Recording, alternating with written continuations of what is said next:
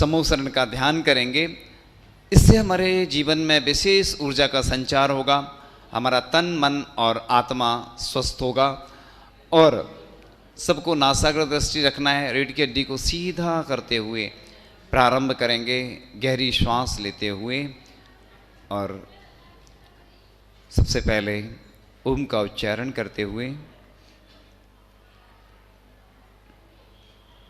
ओम।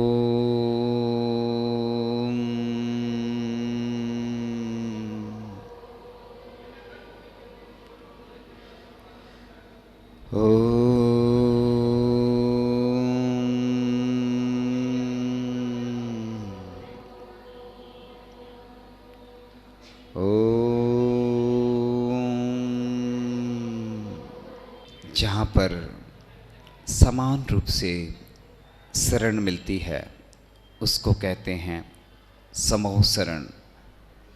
भगवान को केवल ज्ञान होते ही इंद्र की आज्ञा से कुबेर अर्धनिमिष में समूह शरण की रचना कर देता है। उस समय भगवान तीनों लोकों को और उनकी भूत भावी वर्तमान समस्त पर्यायों को युगपद एक समय में जान लेते हैं। भगवान शांतिनाथ का समूह शरण पृथ्वी से 5000 धनुष यानी 20,000 हाथ ऊपर आकाश में अधर है। पृथ्वी से एक हाथ ऊपर से एक हाथ ऊंची 20,000 सीढ़ियां हैं। इनसे चढ़कर मनुष्य और तिरंच आदि सभी भव्य जीव, बाल, वृद्ध, अंधे, रोगी आदि अंतर्मोहित यानी 48 मिनट में ऊपर पहुंच जाते हैं। भगवान शांतिनाथ का समूह शरण, इस समूह शरण में क्रम से पहले धूली साल, परकोटा, चैत्य प्रासाद भूमि, वेदी खातिका भूमि, फिर लता भूमि, परकोटा, उपवन, वेदी ध्वज भूमि, परकोटा, कल्प भूमि, वेदी, फिर भवन भूमि, परकोटा, श्री मंडप भूमि और वेदी है। आगे 16 सीढ़ी पर ऊपर चढ़कर पहली कटनी, 8 सीढ़ी चढ़कर दूसरी कटनी, पुनः 8 सीढ़ी चढ़कर तीसरी कटनी है। इसी पर भगवान विराजमान है। प्रत्येक परकोटे और वेदियों में चारों दिशाओं में एक एक गोपुर द्वार है, जिनमें से पूर्व दिशा में विजय, दक्षिण में वैजयंत, पश्चिम में जयंत और उत्तर में अपराजित ऐसे नाम हैं। इन चारों के उभय पार्श्व में 2 नाट्यशालाएँ हैं, जिनमें देवांगनाएं भगवान की भक्ति में विभोर हो नृत्य गान करती रहती हैं। वहाँ पर द्वारों के दोनों ओर नवनिधि, मंगल घट और धूप घट आदि स्थित है। प्रत्येक परकोटे के द्वारों पर देवगण हाथ में दंड, मुद्गर आदि लेकर रक्षक बनकर खड़े हुए हैं। समूह शरण में प्रवेश करते ही चारों गली में दिव्य रत्न में मानस्तंभ हैं, जो कि भगवान से 12 गुने ऊंचे हैं। भगवान शांतिनाथ के शरीर की ऊंचाई 160 हाथ थी, अतः ये 12 गुणे यानी 1920 हाथ ऊंचे हैं, 20 योजन तक प्रकाश फैलाते हैं। इनके दर्शन से मानी का मान गलित हो जाता है और वह भव्य आत्मा सम्यक दृष्टि बनकर अनंत संसार को सीमित कर लेता है। केवली भगवान के प्रभाव से चारों तरफ 400 कोस तक सुभिक्षता, हिंसा और उपसर्ग आदि का अभाव, सभी जन्मजात शत्रु, सिंह, हिरण आदि का आपस में मैत्री भाव, 6 ऋतुओं के फल फूलों का एक साथ आ जाना आदि अतिशय हो जाती हैं। भगवान के श्री विहार में आकाश में अधर, उनके चरण के नीचे देवगण स्वर्ण में सुगंधित दिव्य कमलों को रचते जाते हैं और अहिंसा धर्म के दिग्विजय को सूचित करता हुआ धर्म चक्र भगवान के आगे आगे चलता है और आकाश का रिद्धिधारी साथ में चलते हैं। असंख्य देव देवियाँ इंद्रादिगण पीछे पीछे चलते हैं। एवं साधारण मुनि आरिकाएं, मनुष्य, पशु आदि नीचे नीचे चलते हैं। जहाँ भगवान रुक जाते हैं वहाँ पुनः कुबेर समूसरण की रचना कर देता है। समूसरण का वर्णन इस प्रकार है। पहली चैत्र प्रसाद भूमि है। इसमें एक एक चिन्ह मंदिर के अंतराल में 5-5 प्रासाद है। दूसरी खादका भूमि है। इसके स्वच्छ जल में हंस आदि कलरव कर रहे हैं और कमल आदि पुष्प खिले हैं। तीसरी लता भूमि है। इसमें 6 ऋतुओं के पुष्प खिले हुए हैं। चौथी उपवन भूमि है। इसमें पूर्व आदि दिशा में क्रम से अशोक, सप्तच्छद, चंपक और आम्र के वन हैं। प्रत्येक वन में एक एक चैत्र वृक्ष है जिसमें 4-4 जिन प्रतिमाएं विराजमान हैं। प्रत्येक प्रतिमाओं के सामने एक एक मान स्तंभ है। 5वीं ध्वजा भूमि है। इसमें सिंह, गज, वृषभ, गरुण, मयूर, चंद्र, सूर्य, हंस, पद्म और चक्र इन 10 चिन्हों से सहित महाध्वजाएं और उनके आश्रित लघु ध्वजाएं 108 हैं। सब मिलकर 4,70,880 हैं। छठी कल्प भूमि है। इसमें भूषणांग आदि 10 प्रकार के कल्प वृक्ष हैं। चारों दिशाओं में क्रम से नमेरु, मंदार, संतानक और पारिजात ऐसे एक एक सिद्धार वृक्ष हैं। इनमें 4 शुद्ध प्रतिमाएं विराजमान हैं। 7वीं भवन भूमि में भवन बने हुए हैं। इस भूमि के पार्श्व भागों में अरहंत और सिद्ध प्रतिमाओं से सहित 9 स्तूप हैं। 8वीं श्री मंडप भूमि है। इसमें 16 दीवालों के बीच में 12 कोटे हैं, जिनमें पहले में गणधर आदि मुनि, दूसरे में कल्पवासिनी देवी, तीसरे में आरिका और श्राविका, चौथे में ज्योतिषी देवी, 5वें व्यंतर देवी, 6वें भवन वासिनी देवी, 7वें भवन वासी देव, 8वें में व्यंतर देव, 9वें में ज्योतिष देव, 10वें में कल्पवासी देव, 11वें में चक्रवर्ती आदि मनुष्य और 12वें में सिंह आदि त्रिंच, ऐसे 12 गण के असंख्यात भव्य जीव बैठकर धर्मोपदेश सुनते हैं। वहाँ पर रोग, सुख, जन्म, मरण, उपद्रव आदि बाधाएं नहीं हैं। पुनः प्रथम कटनी पर 8 महाध्वजाएं हैं। द्वितीय कटनी पर 8 मंगल द्रव्य आदि हैं और मंगल द्रव्य का वर्णन करते हैं। दिव्य ध्वनि के बारे में चर्चा करते हैं। इस विशाल अत से युक्त रचना का उद्देश्य भव्य जीवों का कल्याण करना होता है, जो श्री भगवान की ओमकार दिव्य ध्वनि के श्रवण से होता है। ये 18 महाभाषाओं, 700 क्षुद्र भाषाओं और जो संगी जीवों की अक्षरात्मक, अनरक्षात्मक भाषाएं हैं, उनमें तालु, दंत, औष्ठ और कंठ के व्यापार से रहित होकर स्वभावतः अस्खलित और अनुपम दिव्य ध्वनि तीनों संध्या कालों में और 9 मुहूर्तों तक खिरती है और 1 योजन पर्यंत सुनाई देती है। दिन और रात में 3 बार खिरती है। चौथी बार की दिव्य ध्वनि विशेष स्थिति में खिरने का कहीं कहीं उल्लेख आया है।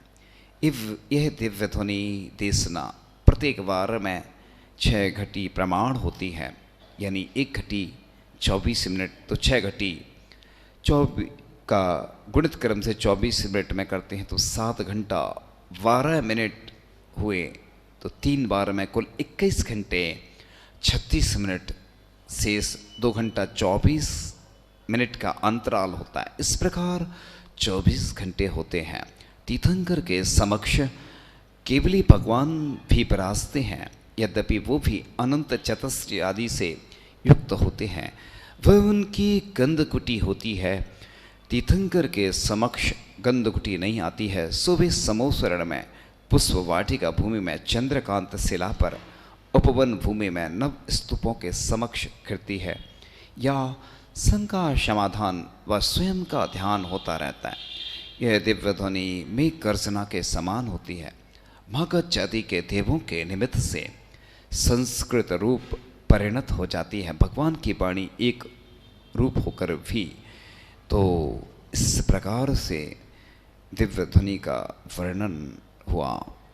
अब समोसरण का किस प्रकार से आगमन जब होता है उसका वर्णन करते हैं। तीर्थंकर प्रभु को केवल ज्ञान की उत्पत्ति होती ही 3 लोक में हलचल मच जाती है। उस समय कल्पवासी, ज्योतिषी, व्यंतर और भवनवासी देवों के यहाँ घंटानाद, सिंहनाद, दुंदुभी ध्वनि और शंख ध्वनि होने लगती है। समस्त इंद्रों के आसन जोर जोर से कंपायमान होने लगते हैं। वे अवधि ज्ञान से भगवान के केवल ज्ञान उत्पत्ति को जान लेते हैं। सौधर्म इंद्र 7 कदम आगे नमस्कार करते हैं। सौधर्म इंद्र कुबेर के माध्यम से समोसरण की रचना करवाता है। इस सभा में मनुष्य, त्रियंच, देवगण सभी आकर भगवान की दिव्य देशना को सुनते हैं। वे सभी अरहंत भाषित, सिद्ध सिद्धित, आचार्य आचरित, साधु साधित, जीव तत्व विमोचिनी, प्रबोधनी, अजीव तत्व विवेचिनी, सर्वाश्रव निरोधनी, कर्मबंध संबर पथ प्रदायनी, निर्जरा निर्झरणी, मोक्ष महल धारणी, पाप ताप संतापहारिणी, भव दुख निवारणी, कर्मदाहनी, धर्म प्रदायिनी, माँ जिनवाणी, माँ कल्याणी, माँ निर्वाणी की तथा अरहंत भगवान की पूजा का आनंदित होकर साक्षात सत से पुण्य का बंध मोक्ष करके मोक्ष मार्ग प्रशस्त करते हैं। सौधर्म इंद्र की आज्ञा पाकर धनवती कुबेर विक्रिया द्वारा तीर्थंकरों के सम्मोसरण की रचना करते हैं। केवल ज्ञान होते ही 10 अतिशय प्रकट होते हैं।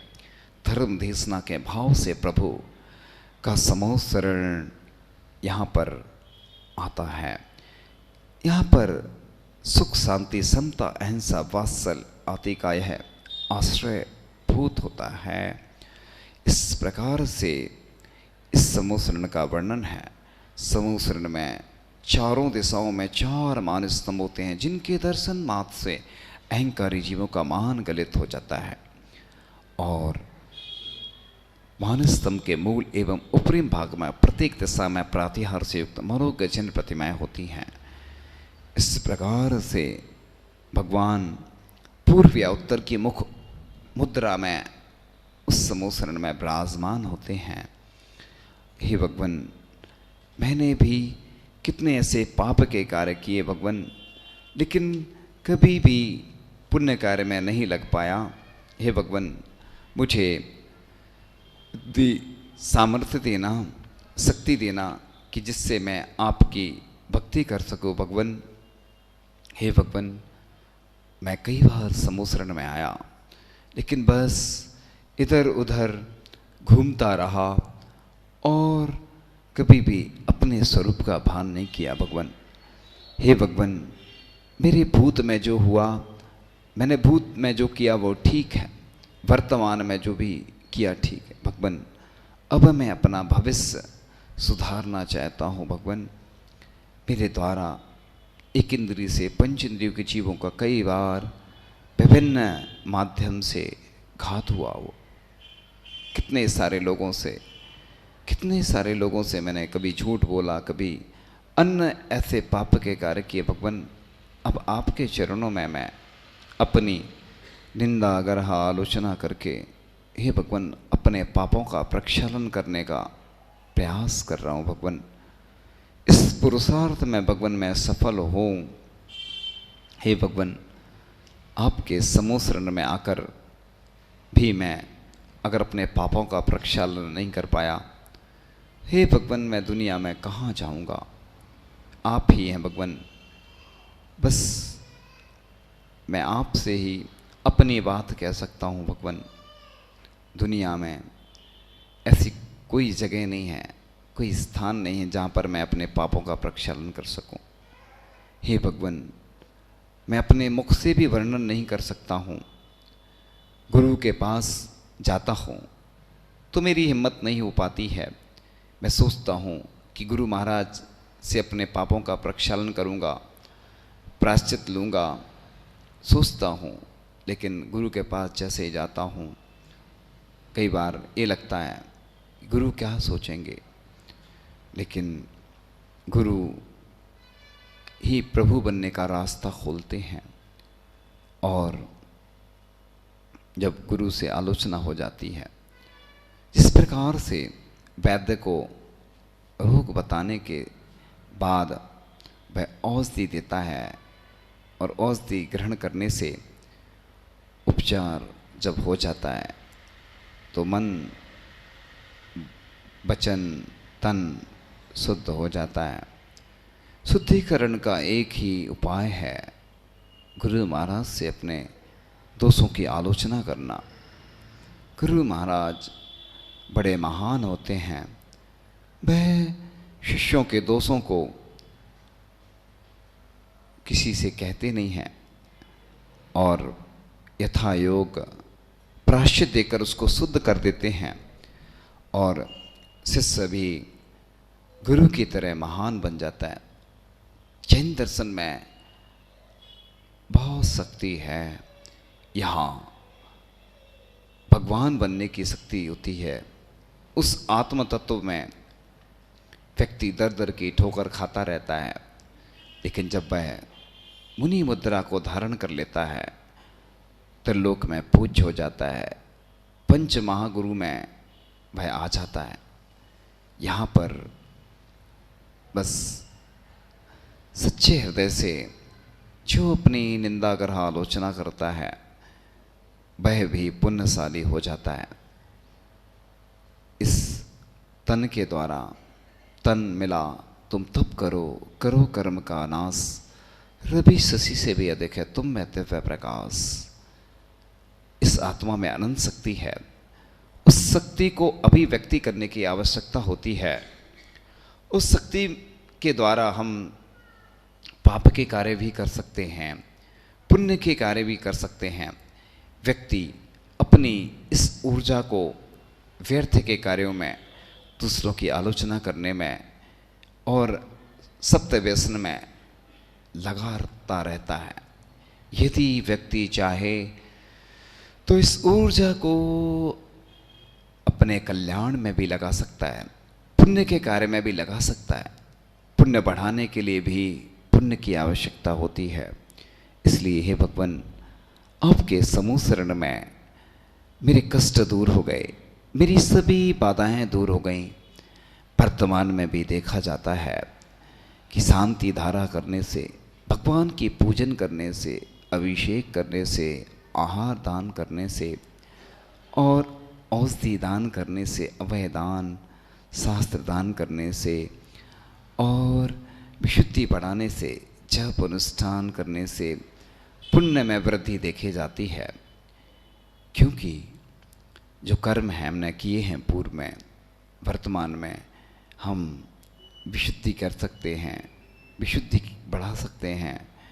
स्तुति करने से भगवान की कर्मों की निर्जरा होती है। भगवान का कीर्तन करने से जब भी हमें समय मिलता है, भगवान मैं बस आपका ही कीर्तन करता रहूं, आपका ही गुणानुवाद करूं।